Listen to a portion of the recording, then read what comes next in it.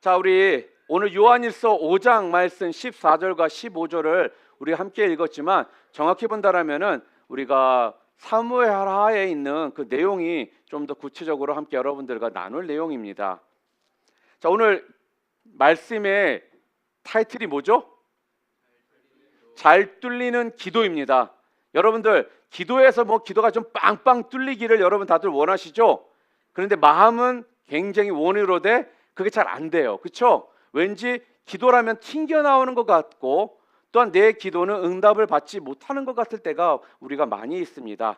그래서 오늘은 요한일서 5장 14절과 15절의 그 말씀을 통해서 또한 사무엘하 말씀을 통해서 잘 뚫리는 기도라는 제목으로 함께 말씀을 전하도록 하겠습니다. 여러분들에게 먼저 좀 물어보고 싶어요.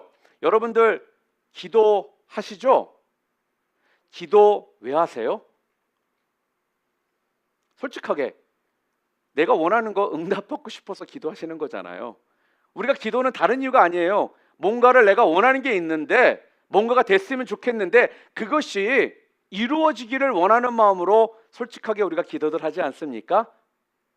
이게 솔직한 우리의 모습입니다. 그런데 오늘 우리가 함께 좀 더 구체적으로 나누고자 하는 이야기는요. 자, 그거는 결과론적인 이야기라면 도대체 그러면 우리가 그 결과론적인 이야기 말고 도대체 왜 우리가 좀 기도를 해야 하는지에 대해서 함께 좀 생각해 보려고 합니다. 우리 모두에게는 하루에 24시간이 주어져 있습니다. 그리고 일주일이면 7일이 주어져 있고요. 1년이면 365일이라는 시간이 우리 모두에게 동일하게 주어져 있습니다. 그러니까 이거는 아이나 어른이나 할 거 없이 우리 모두에게 동일하게 주어져 있는 시간이라는 겁니다. 자, 그런데 분명 이렇게 시간을 숫자적으로 생각해 본다면 우리 모두에게 동일하게 주어져 있는데 자세히 들여다보잖아요. 그런데 이것이 동일한 시간이 아니더라는 거예요.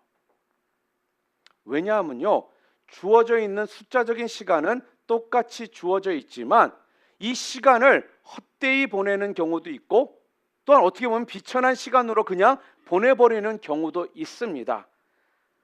왜냐하면 주어진 시간을 헛되이 비천하게 사는 사람들이 있기 때문에 비록 숫자적으로는 동일한 시간이 주어져 있을지라도 실제적으로 본다면 우리 모두가 똑같은 시간을 가지고 사는 것은 아니라는 말씀입니다. 그 이유는 다른 것이 아니라 우리가 살다 보면은 사소한 일에 우리가 그 시간들이 분산이 되기 때문에 그러한 일들이 벌어집니다. 여러분, 가치 있는 인생이라는 것이 무엇이냐면요, 가장 중요한 일에 집중하는 인생이 가치 있는 인생입니다.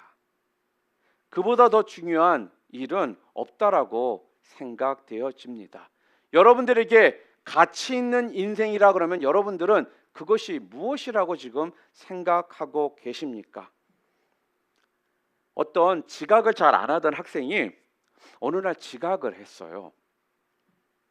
그래서 선생님께서 그 학생에게 야, 너 왜 지각했니? 그렇게 물었더니 그 학생이 이렇게 이야기하는 겁니다. 어떤 아저씨가 동전을 잊어버려서 찾느라고 늦었어요. 이렇게 이야기를 하는 거예요. 선생님이 그 얘기를 들으니까 좀 화가 나잖아요. 그런데 또 무작정 화만 내기도 참 그래서 민망한 마음도 들고 그래서 또 이렇게 묻습니다. 아니, 동전 찾아주는 것도 좋지만 학생이 공부하는 것이 더 중요하지 않니? 그렇게 이야기를 했더니 이 학생이 또 이렇게 대답을 하더라는 거예요. 아니, 선생님, 사실은 그것이 아니고요, 그 동전을 제가 밟고서 있었거든요. 이렇게 이야기를 하더랍니다. 그 동전을 밟고 서 있으면서 그 아저씨가 포기할 때까지 그 동전을 계속 밟고 서 있었다라는 거예요. 여러분, 이 이야기를 들으면서 여러분들 이 학생의 첫 번째 문제가 무엇이라고 생각되어지십니까? 아마 부정직한 그 모습 아니겠어요? 그 동전이 자기 것이 아니라면 그 동전을 주인에게 찾아주는 것이 분명 옳은 일 아니겠습니까? 자, 그리고 부정직한 문제뿐만 아니라 또 하나의 문제가 있습니다. 동전 하나가 도대체 그렇게 가치가 있는 것입니까? 아주 작은 사소한 일에 우리가 집착하다 보면요, 자꾸 보다 큰 것들을요 놓칠 때가 많다라는 겁니다. 예를 들어 학생이라면 학생의 본분이 무엇입니까? 공부하는 것입니다. 학문에 정진해야 하는 것이 중요하다라는 거예요. 그런데 사소한 것에 집중하다가 본인이 해야 될 일들을 놓칠 수 있다라는 거죠. 저는요, 이 아이의 부정직을 문제 삼는 것도 중요하지만 더 중요한 것이 있다라면 바로 가치 있는 일을 하지 못해서 그 기회를 놓쳐버리는 것이 더 큰 문제라고 생각이 됩니다. 이 아이와 똑같지는 않겠지만요, 우리 주변에 많은 사람들이 이 아이와 이 학생과 똑같은 인생을 살아갑니다. 주변에 보면 무언가를요 밟고서 그것을 잃어버릴까 봐 그 자리를 떠나지 못하는 사람들이 있더라는 거예요.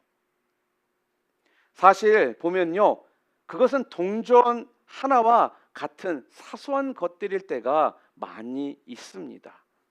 그것을 우리가 떨쳐버리고 떠나야 되는데, 더 중요한 그 가치를 우리가 붙들어야 하는데, 그런데 동전 하나에 매여 가지고 그것을 잃어버릴까 봐 움직이지 못하고 서 있는 사람들이 있다라는 거죠. 우리의 삶에 많은 부분들이 어떻게 보면 좀 지저분하고 또 사소한 문제들이 분명 있는데요, 그런 것들을요 떠나서 우리가 꼭 붙잡아야 할 가장 중요한 가치가 있습니다. 그 가장 중요한 가치가 무엇이냐면요, 바로 기도라는 거예요. 사랑하는 성도 여러분, 저는 우리 성도님들 모두가요 기도를 회복할 수 있기를 주님의 이름으로 축복합니다. 자, 그렇다면 기도가 왜 이렇게 중요한지를 한번 생각해 봤으면 좋겠습니다. 여러분들 운동 좋아하세요? 야구 좋아하세요? 농구도 끝났고 하키도 시즌이 끝났습니다. 죽으나 사나 지금 사람들이 관심을 갖는 거는요 메이저리그 베이스볼이에요. 야구입니다. 저도 야구를 무척 좋아해요. 그리고 우리 지역구, 우리 동네 팀 있잖아요. 엔젤스도 있고 다저스도 있고, 이 두 팀에 대해서는 관심이 많습니다. 그래서 얼마나 이번 시즌에 잘하는지, 또 누가 잘하고 있는지, 이런 것들이 자연스럽게 관심이 생기더라는 거예요. 그런데 메이저리그 선수들 가운데 맹활약을 하고 있는 선수가 있습니다. 이 선수가 올해 너무나 잘하고 있어요. 이런 선수들이 가끔씩 뉴스에 나옵니다. 그런데 그 중에 한 선수가 있는데, 그 선수가 바로 다저스 팀에 하나 있어요. 그 선수의 이름이 터너입니다. 터너라는 선수가 있는데, 이 선수가 지금 타율이 3할 9푼이 넘습니다. 아마 우리 자매님들은 3할 9푼이 넘으면 잘하는 건가? 아마 그렇게 생각하실 건데, 형제들은 알아요. 3할 9푼이라는 것이 얼마나 잘하고 있는 건지 우리는 알거든요. 그러니까 이 선수는 10번 타석에 나와가지고요 4번 정도를 안타를 친다라는 거예요. 그냥 공을 맞히는 것이 아니라 쳐서 베이스까지 나가는 이러한 퍼센테이지가 3할 9푼이라는 그런 의미거든요. 그러니까 지금 이 선수는요 메이저리그에서 굉장히 활약을 잘하고 있는 선수로 지금 알려져 있습니다. 자, 우리 가운데 보면 성질 나쁜 사람들이 있지 않습니까? 여러분, 성질 나쁜 사람들이 어떤 사람이라고 생각하십니까? 성질 나쁜 사람들의 대표적인 사람이 누구냐? 완벽주의자들이에요. 왜 그러냐면은 완벽주의자들은요 10번 나와서 10번 안타를 다 쳐야지만 속이 시원하거든요. 10번 나와서 9번만 쳐도 안 돼요. 8번 쳐도 안 돼요. 10번 나와 10번을 다 쳐야지만 속이 시원하다는 거예요. 그러다 보니까 완벽주의자들은요 웬만해서는 그들을 만족시킬 수가 없습니다.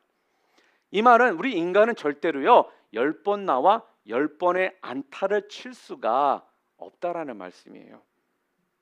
그러니까 인간이 3할 때의 타율을 가지고 있다는 것이, 사람들이 이렇게 이야기를 할 정도로 우리 인간은요 솔직하게 말하면 이렇게 연약한 자들이라는 것입니다. 자, 그러면 우리에게 비전이라는 것이 왜 중요하냐? 비전은 말 그대로 아이디어란 것입니다.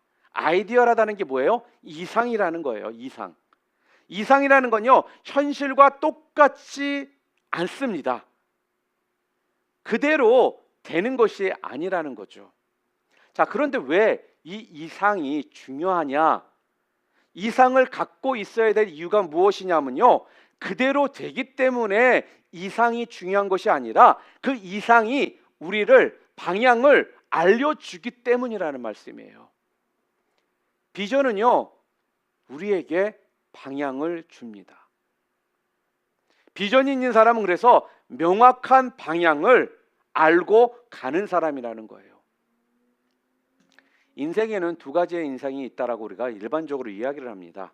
첫 번째 인생은 어떤 인생이냐? 시간이 가면 갈수록 성장하는 사람이 있어요. 성장하는 그 인생들이 있습니다. 전보다 나아지는 인생이 있다라는 거예요.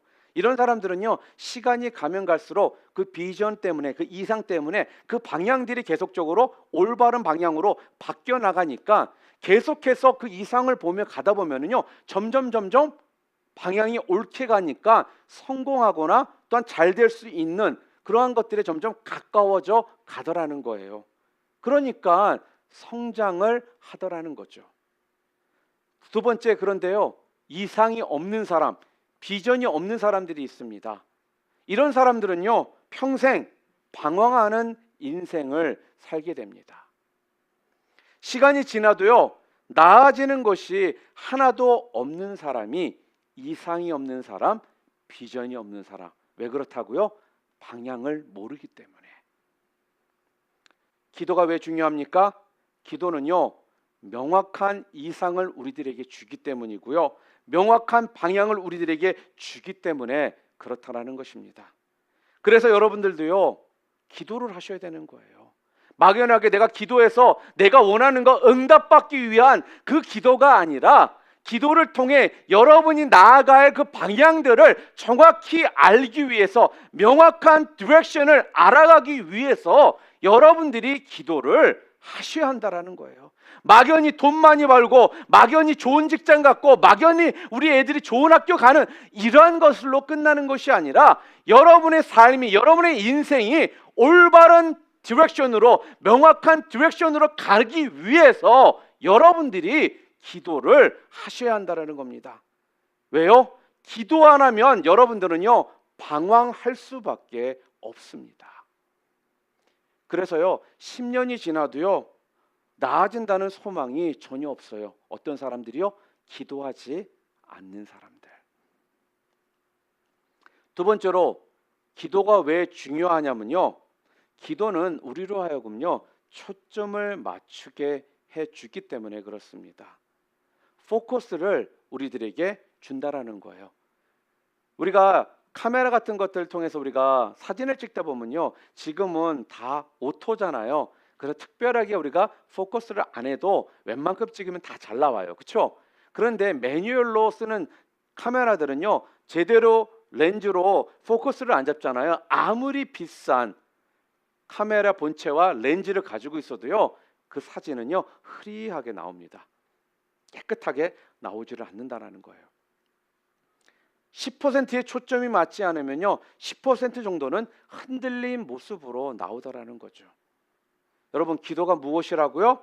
첫 번째, 정확한 방향을 주는 것도 있지만 또 하나는 바로 뭐라고요? 깊이를 준다라는 거예요. 포커스를 맞춰준다라는 겁니다. 그래서요, 기도하는 사람들하고 얘기를 하다 보면요, 그들 이야기를 듣다 보면요, 그들은 굉장히 선명한 목표를 가지고 있습니다. 당장 아무것도 없는 것 같은 상황에서도요, 그들의 그 이야기를 들어보면요, 선명하고요, 목표가 분명하다라는 거예요. 그러나 나는 더 그 사람보다 가지고 있는 것이 많고 더 잘 살고 있는 것 같이 보여지는데도 그 사람과 비교했을 때 내 삶은 왠지 모르게 흐리멍텅해져 있는 것을 우리는 느낄 때가 있지 않습니까? 그래서요, 여러분이 기도를 하잖아요. 그럼 기도를 하게 되면 포커스를 점점 여러분을 잡아준다라는 겁니다. 선명한 구체화된 목표가 있다라는 건요, 어떤 말이냐면은 하루 이틀 계속적으로 기도를 합니다. 그리고 한 달, 두 달, 세 달 계속적으로 기도를 해요. 기도가 길어지고 기도가 깊어지잖아요. 그때부터 나타나는 현상이 무엇이냐면요, 점점 명확한 초점을 가지고 사는 인생이 되더라는 거예요. 기도해야지만 포커스가 생긴다라는 겁니다. 초점이 생긴다라는 거예요. 세 번째로, 기도는 우리들에게 방향을, 디렉션을 주고, 또한 포커스, 초점을 맞추게 해주고, 마지막으로 세 번째, 기도라면 중요한 게 무엇이냐? 바로 우리들에게 파워, 능력을 주신다라는 것입니다. 하나님의 전능하신 능력이요, 내게 부어지는 통로가 바로 기도입니다. 이 말을 좀 쉽게 얘기해 볼까요? 기도하지 않고선 능력은 나올 수가 없다라는 거예요.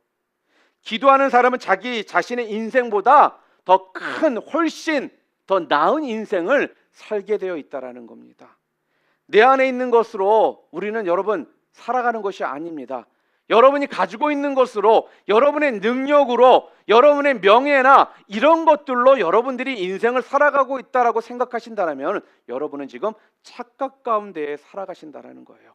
우리는요, 우리가 가지고 있는 것으로 살아가는 것이 아니라 하나님이 주시는 그 능력에 힘입어 살아가는 자들이 바로 여러분과 저라는 말씀이에요. 그런데 그 능력이요, 무엇을 통해 우리들에게 온다고요? 기도를 통해서 그 능력이 우리 가운데 온다라는 말씀입니다. 내 안에 있는 것으로 절대로 살아가는 것이 아니라는 말씀이에요. 그래서 능력으로 살기 때문에요, 그 사람을 보면요, 우리가 생각하기엔 절대로 할 수 없을 것 같은 일들, 불가능하게 여겨졌던 일들이요, 그 기도하는 사람을 통해서 보면요, 막혀있는 것들이 뻥뻥 뚫리는 일들이 벌어지고요, 또한 복잡했던 문제들이 굉장히 심플하게 해결되어서 그 상황들이 바뀌는 것들을 우리가 보게 되는 거예요. 왜냐? 하나님께서요, 하나님의 능력으로 그 삶 가운데에서 일하시기 때문에 그렇습니다. 자기의 지혜로 하는 것이 아니라는 거예요. 하나님의 지혜로 우리는 하기 때문에, 그래서 기도를 통해 여러분들이 능력을 받을 때 여러분이 가지고 있는 것으로 사는 삶이 아닌 하나님의 능력이 부어져서 사는 삶으로 여러분의 삶이 쓰임 받게 되는 겁니다.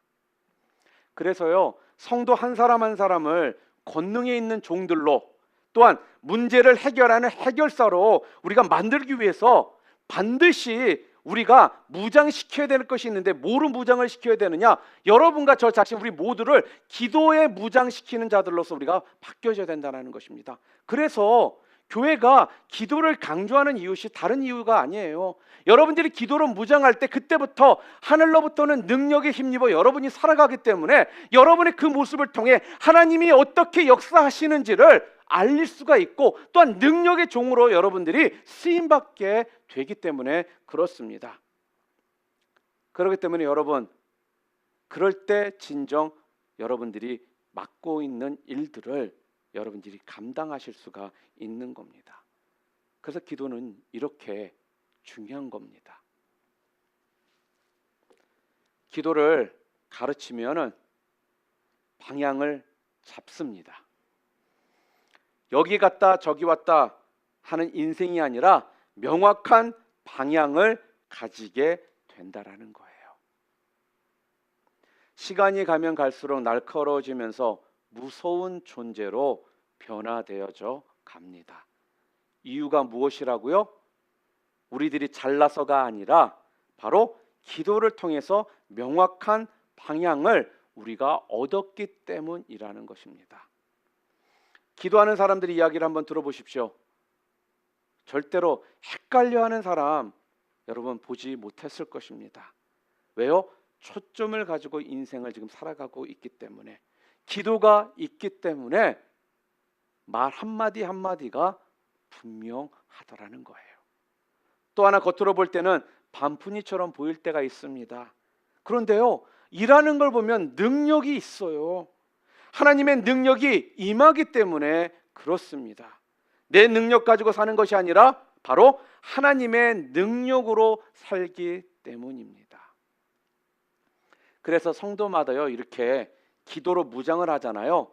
그러면 반드시 여러분들은요 승리하는 인생을 여러분들이 사실 수가 있습니다. 반드시 승리할 수가 있다라는 거예요. 자, 그런데 여기까지는 다 좋아요. 그렇죠? 말씀 한마디 한마디마다 다 이해도 되고, 그런데 실제 우리의 삶을 보면 그렇지 않다라는 게 문제라는 거죠. 여러분, 이렇게 기도가 중요하고 기도가 능력 있고 기도가 우리 방향과 초점을 잡아주는 것인데 마귀는 그냥 쳐다보면서 그래라 이러고 있을까요? 아니죠. 마귀는 이러한 능력이 있다라는 것을 알기 때문에 기도가, 마귀는 여러 가지 장애물들을 여러분들에게 자꾸 던집니다.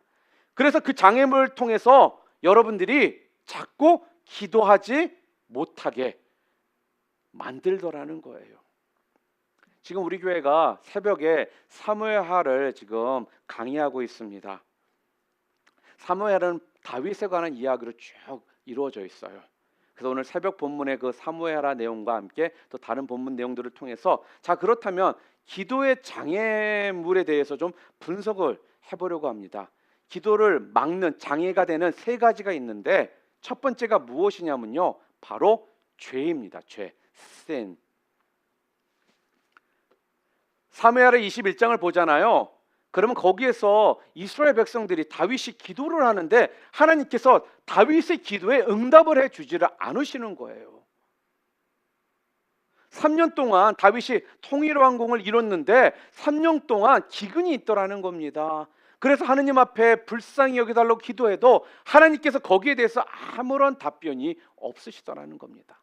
자, 그렇다면 왜 하나님께서는 다윗의 그 기도에 아무런 답변을 해주지 않으시는 그 이유가 도대체 무엇일까요? 그 이유는 다른 것이 아니었어요. 바로 이스라엘의 죄 때문에 그랬던 것입니다. 무슨 죄냐 하면요, 이 죄를 알기 위해서 역사를 좀 거슬러 올라가야 되거든요.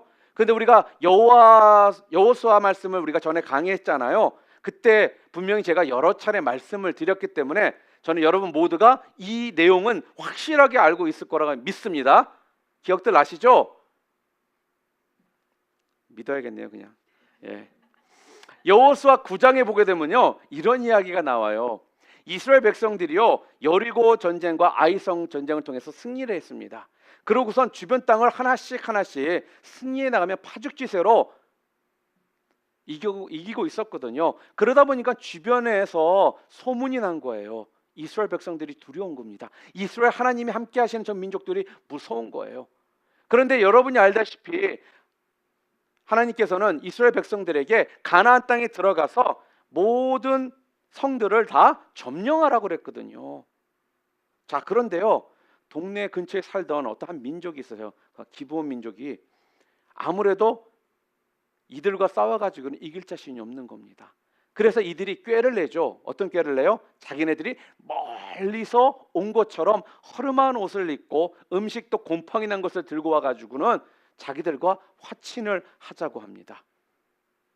분명 하나님께서는 가나안 땅에 있는 모든 민족들을 점령하라고 분명 하셨거든요. 화친하라는 말씀을 하지를 않으셨습니다. 그런데 여호수아가 이들의 겉모습을 보니까 멀리서 온 것 같잖아요. 그래서 결정하기 전에 하나님, 화친을 할까요 말까요? 이렇게 물어보기만 했더라면은 분명 하나님께서 저들이 너를 속이고 있는 것이다라고 알려주셔서 화친을 하지 않아도 됐을 거라는 겁니다. 그런데 여호수아가요, 그 겉모습만 보고 판단해서 그들과 화친을 맺어버립니다. 자, 여기서 우리가 또 한 가지 중요한 게 뭐냐면요, 그 소리는 화친을 맺었다라는 건요, 기브온 족속들을, 기브온 백성들을 죽이면 안 된다라는 것이에요. 왜요? 여호와의 이름으로 맹세를 했기 때문에. 여러분, 하나님의 백성들은 약속의 백성입니다. 자기가 실수를 했던, 어떻게 잘못을 했든 간에 일단 약속을 한 것은 철저하게 지키는 것입니다. 여러분 꼭 잊지 마시기를 바랍니다. 그래서 기독교 문명이 들어간 곳, 복음이 들어간 곳을 보면요, 다 신형사회로 사회가 형성이 되는 이유가 바로 거기에 있습니다. 거짓말은 엄청난 죄악이거든요. 아무리 아닌 것도 내가 약속을 했다라면 그 약속이 그렇게 중요하게 꼭 지켜야 한다는 거예요. 그래서 이스라엘 백성들은요, 잘못된 화친임을 알았지만 여호와 이름으로 맹세를 했기 때문에 기브온 백성들을 건드리지 않기로 했던 것입니다. 그런데 한참 내려오다 보니까 사울의 시대가 왔어요. 사울왕은 어떤 사람입니까? 자기 멋대로 자기 마음대로 하는 사람이잖아요. 그러니까 이 언약을 깨고요, 기브온 백성들을 죽이는 범죄를 저질렀어요. 그것 때문에 하나님께서요, 이스라엘의 그 기도를 안 들어주셨다라는 거예요. 3년 동안 기근이 와도 하나님 불쌍히 여겨달라고 그렇게 주님 앞에 기도를 했어도 안 들어주시더라는 겁니다. 그런데 언제 들어주셨느냐? 바로 이 죄악의 문제가 해결된 후에 들어주시더라는 거죠. 어떻게요? 사울의 후손 중에 7명이 죽는 이 대가를 치른 후에 비로소 다윗의 기도를 들어주시더라는 것입니다. 사무엘하 21장 14절 하반절에 보면은 성경은 정확하게 이렇게 기록합니다. 그 후에야 하나님이 그 땅을 위하여 기도를 들으시느니라, 이렇게 이야기를 합니다. 이 이야기를 간단하게 하면요, 중요한 것이 무엇이냐? 죄악을 품고 하나님께 기도하면 주님이 듣지를 않는다라는 거예요. 여러분, 이거 굉장히 중요한 포인트입니다. 그래서 여러분들이 하나님 앞에 나와 기도를 하실 때마다 가장 먼저 해야 되는 기도가 무슨 기도라고요? 회개 기도가 가장 먼저 있어야 한다라는 거예요. 여러분이 죄악된 모습이 있는 상태로는 여러분이 올려드린 그 기도를 하나님께서는 들어주실 수가 없다라는 말씀입니다. 그렇기 때문에 여러분들의 기도가 뚫리는 기도가 아니라 튕겨져 나오는 기도라고 느껴지는 것이 바로 이 죄의 문제가 해결되지 않은 채 기도를 하기 때문에 그런 것입니다. 이사야서 59장 1절과 2절 말씀 우리 좀 함께 읽을까요? 함께 읽겠습니다. 여호와의 손이 짧아 구원하지 못하심도 아니요 귀가 둔하여 듣지 못하심도 아니라 오직 너희 죄악이 너희와 너희 하나님 사이를 갈라놓았고 너희 죄가 그의 얼굴을 가리어서 너희에게서 듣지 않으시게 함이니라. 하나님께서 팔이 짧아서가 아니라 능력이 없어서가 아니라 우리 기도를 들어주시지 못하는 이유가 무엇이라고요? 하나님과 우리 사이에 뭐가요? 막혀 있는 것이 있기 때문에 하나님께서 기도에 응답하지 않는 것이다. 분명히 말씀합니다. 막혀 있는 것이 무엇이라고요? 바로 죄라는 거예요. 이 죄의 덩어리가 하나님과 우리 사이를 막고 있기 때문에 기도에 응답이 없는 겁니다. 여러분들이 죄를 제거하지 않고는요, 기도의 통로가 막혀서 하나님께 상달되지를 않습니다. 여기서 우리가 붙들어야 될 것이 무엇입니까? 바로 예수 그리스도의 그 십자가의 보혈의 피를요, 우리가 의지해서 철저하게 우리의 죄악들을 토설하고 철저히 우리 죄를 회개하는 것이 필요하다라는 거예요. 예수님께서 십자가에서 우리를 위해서 죽으심으로 말미암아 이루신 일들이 굉장히 많습니다.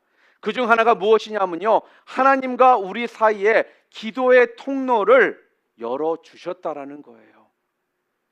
히브리서 10장 19절에 보게 되면 우리 함께 읽을까요? 그러므로 형제들아 우리가 예수의 피를 힘입어 성소에 들어갈 담력을 얻었나니, 이렇게 얘기합니다. 여러분, 이 말씀이 무슨 말씀입니까? 구약시대에는요 1년에 한 번 대제사장들이요 속죄절날 지성소에 들어가서 모든 죄들을 회개할 수가 있었습니다. 그러니까 그러니까 1년에 한 번 대제사장만 들어갈 수 있었다라는 거예요. 이 말씀은 대제사장만 1년에 한 번 죄를 회개할 수 있었다라는 거죠. 자, 그런데 우리는 지금 어떻습니까? 예수 그리스도의 피에 힘입어서 성소에 들어갈 담력을 얻었다. 뭐라고 그래요? 우리가 예수의 피를 힘입어 성소에 들어갈 담력을 얻었나니, 이렇게 말씀하고 있죠. 이 말씀은 무엇이냐? 아무 때나 기도할 수 있게 되었다라는 말이에요. 이것이 기도의 특권입니다. 제사장처럼 1년에 한 번 들어가는 것이 아니라 언제든지 하나님의 보좌에 나아갈 수가 있게 되었다라는 거죠.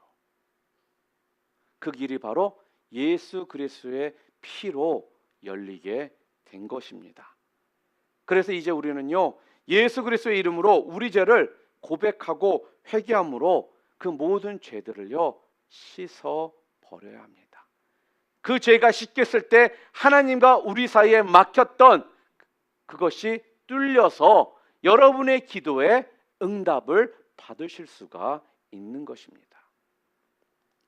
또한 두 번째로 기도의 장애가 되는 것이 무엇이냐면요, 용서하지 않는 마음입니다. 요한일서 4장 20절 볼까요? 우리 함께 읽겠습니다. 누구든지 하나님을 사랑하노라 하고 그 형제를 미워하면 이는 거짓말하는 자니 보는 바 그 형제를 사랑치 아니하는 자가 보지 못하는 바 하나님을 사랑할 수가 없느니라, 이렇게 말합니다. 자, 성도들의 특징 중에 하나가 무엇이라고 지금 여기 성경에 나왔어요? 사랑이에요, 사랑. 우리 성도들의 특징 중에 하나가 사랑입니다. 그러니까 성경이 지금 무엇이라고 합니까? 사랑하지 않으면, 용서하지 않으면 성도의 특권인 기도가 막힌다. 마음속에 멱살 잡고 있는 그 미움이 있기 때문에 절대로 기도가 안 풀린다라는 거예요. 왜요? 미움과 기도는 동시에 있을 수가 없기 때문에.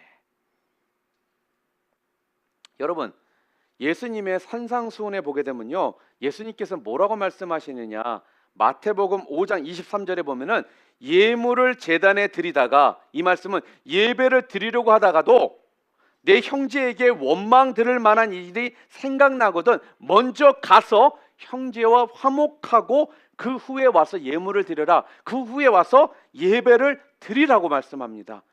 이게 얼마나 중요하면은 이렇게 말씀하시겠습니까? 또한 하나님께서 욥에게 여러 가지 환난과 어려움을 허락하셨지 않습니까? 하나님께서 그것을 언제 회복시키셨냐면요, 욥기 42장 10절, 욥이 그의 친구들을 위하여 기도할 때 여호와께서 욥의 곤경을 돌이키시고 여호와께서 욥에게 이전 모든 소유보다 갑절이나 주시더라. 욥이요, 친구들을 용서하고 난 후부터 하나님께서 이전 모든 소유보다 갑절이나 주시더라, 이렇게 말씀합니다. 여러분, 축복받는 것도 굉장히 중요합니다. 그런데요, 기도가 열리기 위해서는요, 이렇게 용서하는 마음이 있어야지만 된다라는 거예요. 그리고 성경은요, 그 용서하는 방법까지도 우리들에게 가르쳐주고 계십니다. 마태복음 5장 44절과 45절 말씀 우리 함께 읽겠습니다. 나는 너에게 이르노니 너희 원수를 사랑하며 너희를 박해하는 자를 위하여 기도하라. 이같이 한즉 하늘에 계신 너희 아버지의 아들이 되니라. 우리에게 마음을 아프게 하는 사람들 있지 않습니까? 그렇죠? 성경에서 그들을 이렇게 쉽게 표현을 뭐라고 하느냐? 원수라고 합니다. 원수, 왼수. 그런데 그들을 용서하는 정도가 아니라 마태복음 5장 44절과 45절에 뭐로 하라고요? 그들을 위해서 기도까지 하라는 거예요. 용서하는 방법이 무엇인지를 가르쳐 주시더라는 거예요. 용서할게로 끝나는 것이 아니라 그들을 위해, 용서한 후에 그들을 위해 기도까지 하라는 것입니다. 기도하면요, 너희들이 하나님이 계신 너희 아버지의 아들이 된다. 그렇게 이야기를 하고 있어요. 그렇게 하면 하나님께서 우리의 기도를 들어주신다라는 거예요. 여러분, 찰스 스윈들이 제안하는 용서하는 방법 4가지가 있어요. 찰스 스윈들이 말하는 용서하는 방법 첫 번째가 무엇이냐? 두꺼운 피부층을 키우라. 두꺼운 피부층을 키우라는 거예요. 그러니까 우리식으로 얘기하면요, 마음에 좀 굳은 살이 좀 박히도록 하라는 말씀이에요. 굳은 살이 박혔다라는 게 무엇이냐면요, 너무 예민하게 좀 굴지 마라, 그 소리입니다. 별것 아닌 일에 너무 예민해가지고 혼자 상처받고 혼자 땜질하고 또 상처받고 또 땜질하고 상처받고 땜질하는 이런 짓 좀 그만해라는 거예요. 무슨 말이에요? 야, 그 더러운 성질 좀 고쳐라, 그 얘기입니다. 그 성질 좀 고치고 좀 쫀쫀해져라, 나긋나긋해져라, 그렇게 이야기를 하는 거거든요. 넓은 마음을 가지시고 쉽게 좀 넘어갈 줄도 알아라, 좀 그렇게 이야기를 합니다. 그래서 찰스 스윈들이요, 두꺼운 피부층을 가져라, 키우라, 곧 굳은 살이 좀 배기게 하라, 이 말은 좀 덤덤하게 살아라, 나긋나긋하게 살아라, 쫀득쫀득하게 좀 살아라. 그래서 너무 신경 쓰지 말고 맨날 집에서 미움만 묵상하지 말고 좋은 것을 좀 묵상해라, 지금 그 이야기를 하는 거예요. 두 번째로 찰스 스윈들이 제안하는 용서하는 방법 두 번째는 뭐냐? 역지사지를 생각하라는 거예요. 여러분, 역지사지가 뭐죠?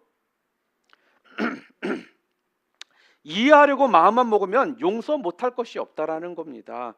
상대방을 생각해 보라는 거예요. 상대방의 입장에서 저라는 것은 분명 다 이유가 있을 거야, 이유를 한번 생각해 보라는 것입니다. 우리 형제님들 자매님들 계시잖아요. 뭐 직장을 다니시는 분들도 있고 또 아닌 분들도 있지만, 그냥 예를 들어서 얘기할게요. 직장을 다닌다고 생각할 때, 우리가 직장을 다니면 직장에 상사가 있잖아요. 그런데 좋은 상사들도 있지만 참 인격적으로 나를 무시하고 힘들게 하는 상사들도 좀 있습니다. 자, 상사가 인격적으로 나를 무시했어요. 자, 그러고선 지배를 받습니다. 그러면 무시당하고 화받고 열나 있는 그것이 누구에게 갈까요? 괜히 밥 차려놓고 기다리는 와이프한테 확 갑니다. 그럼 와이프는 굉장히 열받잖아요. 본인 기껏 밥 차려놨는데 이유도 모르는 채 자기한테 소리 질러 버리니까.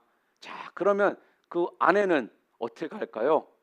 애들 중에 한 놈을 찾습니다. 하나 골라서 좁히려고 하는 거죠. 이제 그걸 쏟아 부어야지. 자, 그러면 애는 엄마한테 두들겨 맞았어요. 그럼 애는 어떻게 할까요? 괜히 자고 있는 개 발로 찹니다. 자, 개는 어떻게 할까요? 괜히 있는 고양이 팍 가서 막 물려고 합니다. 그럼 고양이는 어떻게 할까요?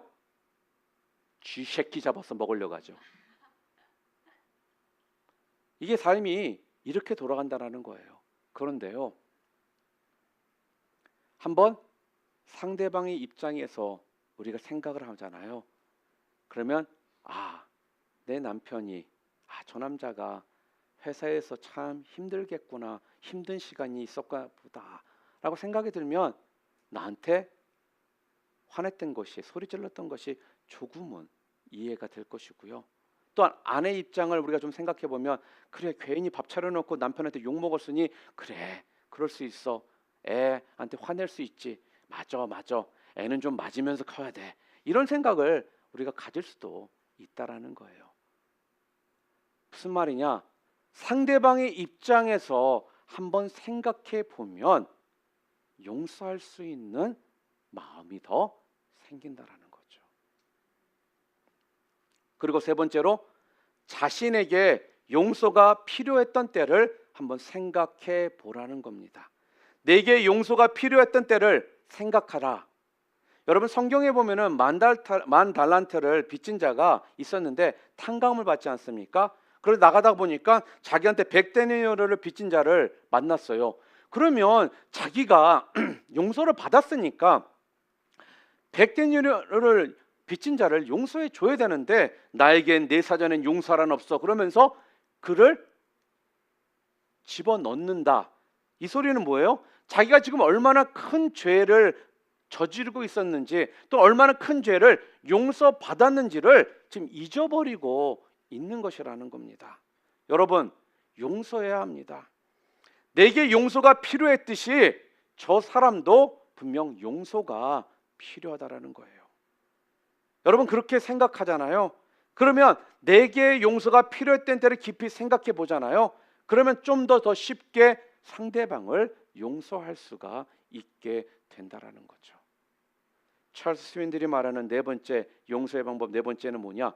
용서를요 말로 표현하라는 겁니다. 여러분 이것은요 용서뿐만 아니라 모든 부분에 적용이 된다라고 생각합니다. 유대인의 속담 가운데 이런 말이 있어요. 말이 입안에 있을 때는 내가 말을 지배하지만 말이 입 밖에 나오면 말이 나를 지배한다. 말이 내 입안에 있을 때는요 내가 말을 합니다. 그런데 일단 말이 내 입에서 나오잖아요. 그 다음은 말 자체가 그 언어가 나를 이끌어 간다라는 거예요. 무슨 말이냐? 여러분이 선포하시잖아요. 그러면 선포된 그 말이 여러분을 끌고 가게 만들어 준다라는 거예요. 여러분이 신앙생활을 잘하고 싶다라면요 선포하라는 거예요. 새벽 예배를 나오고 싶다라면요 선포하고 알리라는 거예요. 그래서 그 선포된 말이 여러분을 끌어갈 수 있도록 하라는 것입니다. 그렇지만 그것이 여러분 말이 입 안에만 있다라면요 여러분은 그 말 그 안에서만 내뱉다가 여러분이 실행하지 못한 채 행동하지 못한 채 살아가게 된다는 겁니다. 이런 겁니다. 죽겠다 죽겠다 죽겠다 그러잖아요. 진짜 죽겠다 싶은 일들만 벌어져요. 망했다 망했다 망한다 이런 말 하잖아요. 망해야 되는 일들만 여러분들에게 벌어진다라는 거예요. 이 말은요 언어가 이렇게 중요하다라는 것입니다.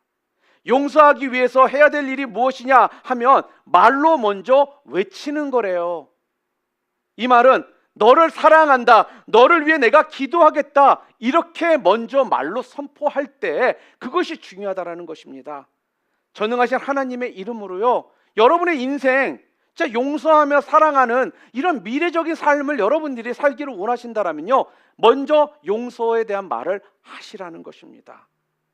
그럴 때 그 말대로 여러분이 이끌려가는 삶을 살게 되는 것입니다. 어떤 책을 보니까요 이런 말이 나와 있어요. 부정한 말 한마디를 상쇄시키기 위해서는 없애기 위해서는 긍정적인 말을 25마디가 필요하다라는 거예요. 여러분 미래는요 말을 따라갑니다. 용서 못하는 사람들을 보면요 절대로 그들은 말로도 용서를 안 해요. 말에서 사랑하는 말을 하고 말로써 용서하는 말을 하잖아요. 그러면 아무것도 안 일어날 것 같은데 그쪽 방향으로 바뀌게 되더라는 것입니다. 그래서 여러분 언어야도 침례를 좀 받으셔야 돼요. 여러분이 담궜다가 나오셔야 돼요. 좀 찰스 스윈들이 제안하고 있는 네 가지 정말 멋진 제안 아닙니까? 예수님의 제자들, 예수님의 종들로서 예수님 같이 용서해야 되는데 용서가 안 될 때는 좀 어떻게 하라고요? 여러분 좀 몸부림이라도 좀 쳐보시라는 거예요. 내가 저 사람 용서해야 되는데 내가 저 사람 좀 사랑해야 되는데 그게 안 된다면은 좀 몸부림이라도 쳐가면서 애를 좀 써보시라는 겁니다. 여러분 예민한 성격이십니까? 그렇다면 그 예민한 성격 좀 고치시기를 바랍니다. 좀 덤덤하게 받아들이고요. 혼자 예민해서 맨날 상처받고 거기 붙이지 마시고 또한 역지사지로 상대방의 입장을 한 번만 더 생각해 보시고요. 또한 내가 용서가 필요했을 때처럼 상대방도 용서가 필요한 것들을 한번 생각해 보시라는 거예요. 그러면서 여러분들이 묵상하잖아요. 그러면 나도 용서해야지 하는 생각이 들면서 여러분들이 발버둥 치면서 용서를 하게 된다라는 겁니다. 그럴 때 여러분이 입으로 용서하자, 사랑하자, 기도하자 이렇게 선언을 하게 되는 겁니다. 사랑하는 성도 여러분, 용서하지 않으면 기도가 막힙니다. 기도가 분명 성경은 뭐라고 그래요? 능력이라고 말씀하고 있지 않습니까?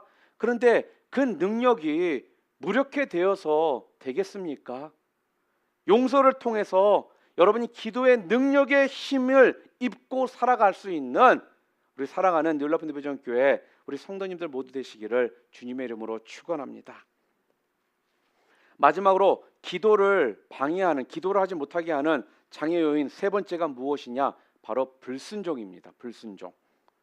기도 장애가 되는 것은 마땅히 해야 될 일을 하지 않는 것, 마땅히 순종해야 될 것, 순종해야 될 일에 순종하지 않는 거잖아요. 그게 바로 불순종입니다. 야고보서 2장 14절과 17절에 보면 여러분이 잘 아시는 내용이 나옵니다.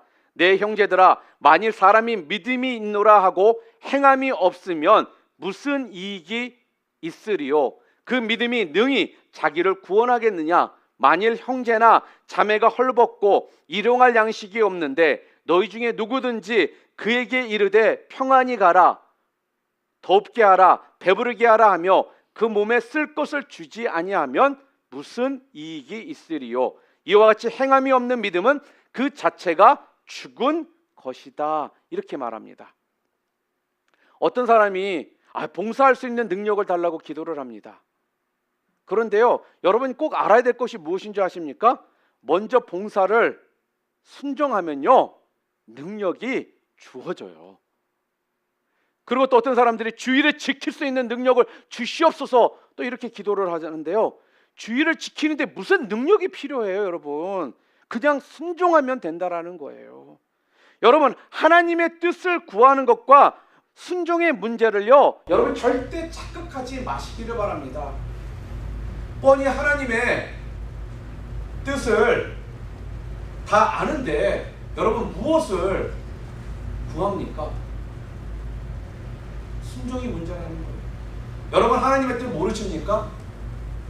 순종하면 되는 것이거든요. 우린 여기서 많은 분명 문제가 있습니다. 누가 순종할 수 있느냐? 일하는 사람이 순종을 하더라는 거예요. 일하는 사람이 기도를 하더라는 것입니다. 여러분, 일하지 않는 백수건달이 기도 많이 할 것 같은데 의외로 백수건달이 기도할 게 없어요. 솔직히 뭐 하는 게 있어야지 기도를 하죠. 일 많아지면 기도하기 싫어도 기도가 많이 생기게 돼요. 일 많이 하면 많이 할수록 기도가 더 많아지게 된다는 겁니다. 일 안 하면요, 순종하지 않으면요, 기도할 것도 사라지는 것입니다. 어떤 교회가 살아있는 교회냐면요, 기도 소리를 들어보면 알 수가 있어요. 기도의 능력이 있는 교회는 바로 일하는 교회입니다. 얼마나 많은 사람이 모여 있느냐, 교회 건물이 얼마나 좋으냐가 그것을 결정져 주는 것이 아니라 기도하는 사람들이, 기도의 그 소리들이 얼마나 들리느냐에 따라서 그 교회가 살아있는 교회인지 그렇지 않는 교회인지를 알 수가 있는 겁니다. 일을 하면요, 그대로 그것이 기도로 반영이 되어집니다. 그래서 여러분들 교회 오시잖아요. 그럼 교회 와서 무엇이라도 하시려고 하셔야 돼요. 그래야지 여러분 기도가 생겨요. 안타까움은요, 아무것도 안 하는 사람은 절대로 안타깝지가 않습니다. 뭘 알아야지 안타깝지. 사정을 알아야지 안타까워 기도를 하죠. 저 형제가, 저 자매가 어떠한 어려움이 있는지를 알아야 기도를 하죠. 일하지 않으면 어떤 일이 벌어집니까?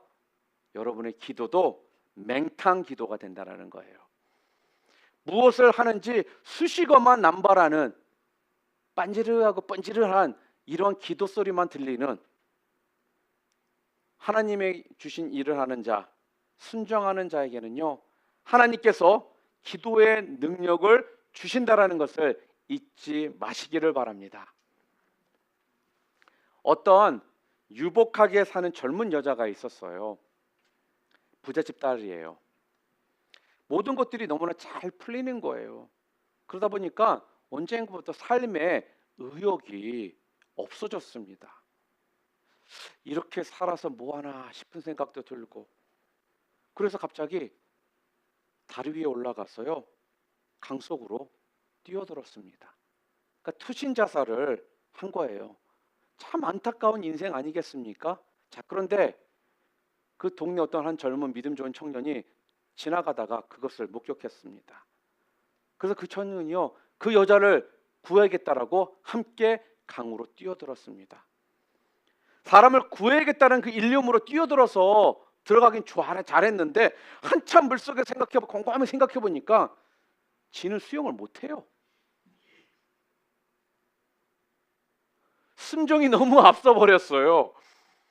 수영을 못하는 거예요. 그런데요, 투신 자살하려고 했던 여자는요, 워낙 부유한 집안에서 자라다 보니까 어려서부터 수영장이 집에 있었고 수영을 맨날 한 거야. 강사들도 이 사람 저 사람 해가지고 자유형, 접영, 버터플라이 할 것 없이 모든 수영을 다 잘하네. 그래서 이 여인이요, 지금 물 먹고 죽으려고 하는 이 청년을 구해내겠다라고 자기가 자살해서 물에 빠진 건 잊어버린 채 청년을 구해내었습니다. 지어낸 얘기예요. 예. 여러분, 왜 이 여자가 죽지 않았냐 하면요, 형제를 살려야 한다라는 명확한 목표가 생겼기 때문에 그렇습니다.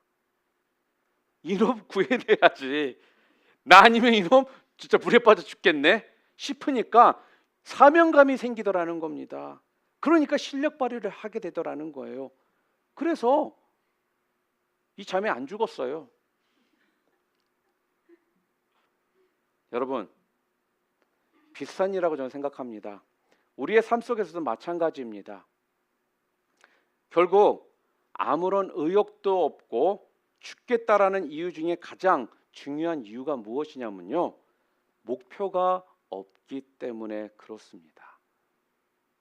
분명한 목표가 있으면 빠릇빠릇하게 우리가 살아가는데, 목표가 없으면 내가 어디로 가야 될지, 무엇을 해야 될지, 내가 왜 회사를 나가야 될지, 내가 왜 이러고 살아야 되는지에 대해서 모른다라는 거예요.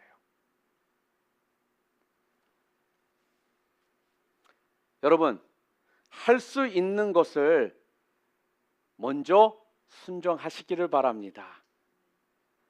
되지도 않는 일 하려고 하지 말고요, 내가 할 수 있는 일이 무엇일까를 먼저 한번 좀 생각해 보시기를 바라요. 뭐 할 수 있을까요? 우리 모여서 기도할 수 있잖아요. 그렇죠? 그리고 전도할 수 있잖아요.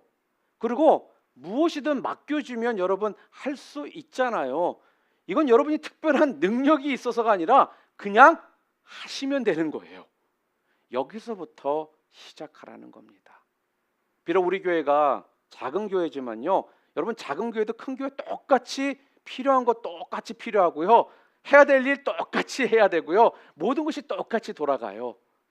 여러분들이 하실 일들이 무진장 많다라는 거예요.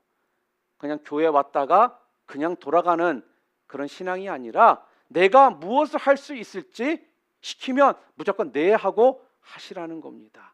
거기서부터 시작하시라는 겁니다. 사랑하는 성도 여러분, 왜 우리에게 기도의 열매가 없습니까? 왜 기도의 응답이 없습니까? 할 수 있는 것은 안 하고, 할 수 있는 순종은 안 하고, 자꾸 다른 것만을 구하기 때문에 우리의 기도에 열매가 없고 우리의 기도에 응답이 없는 것입니다. 그러니 삶의 의욕 또한 없게 되더라는 거예요. 사랑하는 성도 여러분, 하나님께서 여러분들에게 맡기신 지극히 작은 일에 먼저 순종하면요, 하나님께서는 더 많은 것들로 여러분들을 채워주신다라는 것을 잊지 마시기를 바랍니다. 그래서 우리 뉴라이프 뉴비전교회 성도님들은요, 기도하는 것마다 열매가 있고요, 기도의 응답들이 순간순간 넘쳐남을 통해서 우리가 자주 말했던 것처럼 기도가 풍성이 넘쳐나는 교회, 기적이 당연한 것이 되는 교회가 될 수 있기를 주님의 이름으로 축원합니다.